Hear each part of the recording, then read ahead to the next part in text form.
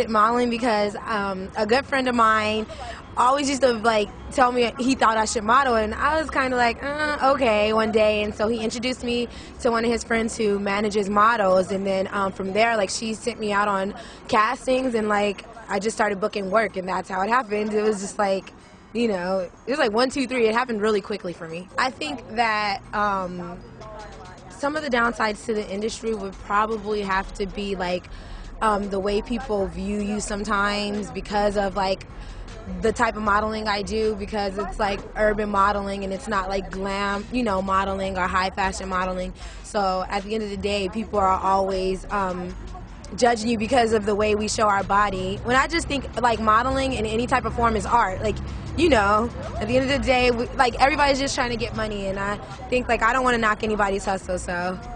I think like with the promiscuous thing, I think that's really wild because there's people like, you know, in like the more commercial industries that probably do more than the girls that are in the, you know, urban industry.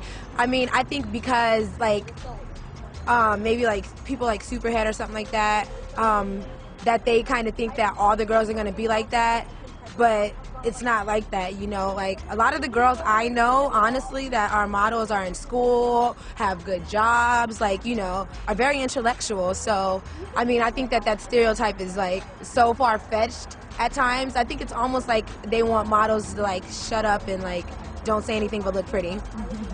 And I think also that they tend to like we were talking about earlier, like how they go so harsh on the internet and stuff like that. I think like they do that because at the moment that we're actually like getting interviewed, like we could actually make a mistake or something like that, and it's like the end of the world. Like people don't make mistakes. The only problem is that my mistake was captured on camera. You know what I'm saying? People make mistakes every day, so then you get called stupid or dumb or ill. You know what I'm saying? And it's just not really like that. As far as like other things I do besides modeling, like I do makeup on the side. I'm in school right now trying to be a kindergarten teacher. I did want to be a pharmacist, but then I realized it takes way too long. It takes way too long, so I think I'll just stick with being a kindergarten teacher. And I mean, that's just it for right now. I mean, of course, it's always good to see something nice about yourself, but it's definitely like a little, like it gets me a little down when I see people writing stuff like, oh, she's a butterface or a butterhead or whatever they want to say, or like, oh, she's ugly or things like that, because I know like when people meet me in person, like I know like everybody's not going to think I'm the most gorgeous girl in the world, and fine, like so be it. But I definitely think that I'm not ugly, so I just think sometimes people like go a little too hard, like they judge a little too harsh. Lately it's been more pressure because like the magazines are the urban magazines are starting to go with more like petite girls and stuff like that. I've seen it. Like a lot of the magazines lately are not like using girls like me or like Buffy or like, yeah. And so, I mean, I think that the pressure's on with that respect because there's so many magazines out there for girls who aren't as shapely as me. There's so many magazines for girls who are petite, who are thin. And then for them to come and like take over our genre too, it's like, dang.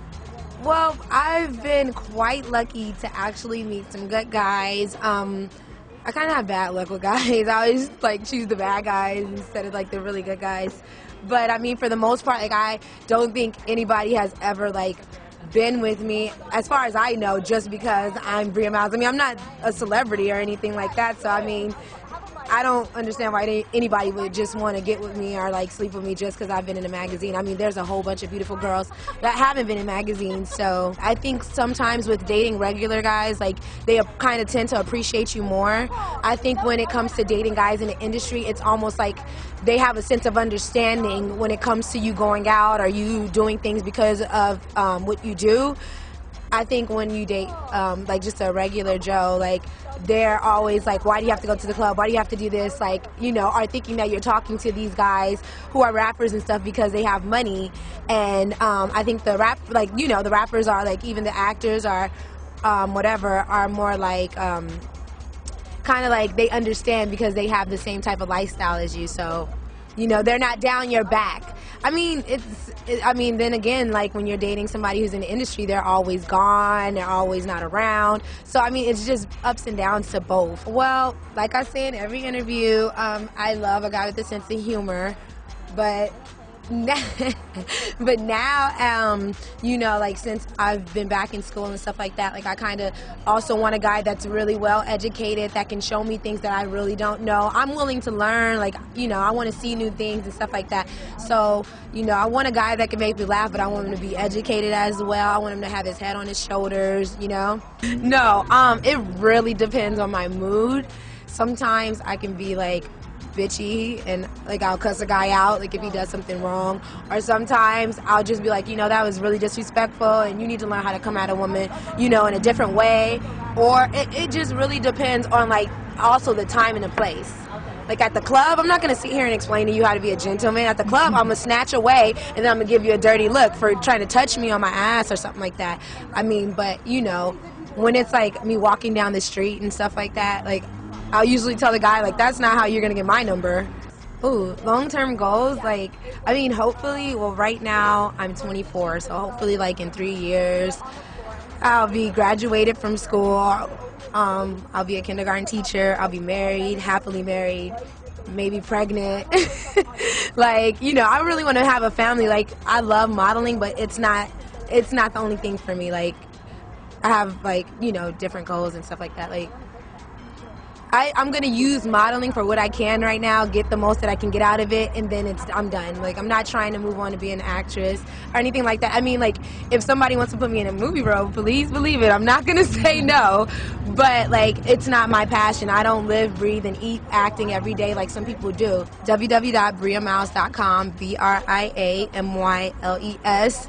I don't have a pay site. Not sure if I'm actually going to do one. I've been thinking about it lately, but I mean, my Alexa ranking is very good. It's amazing, actually, for me not to even have a pay site. So I just want to say thank you to everybody who, like, comes and checks in on my website.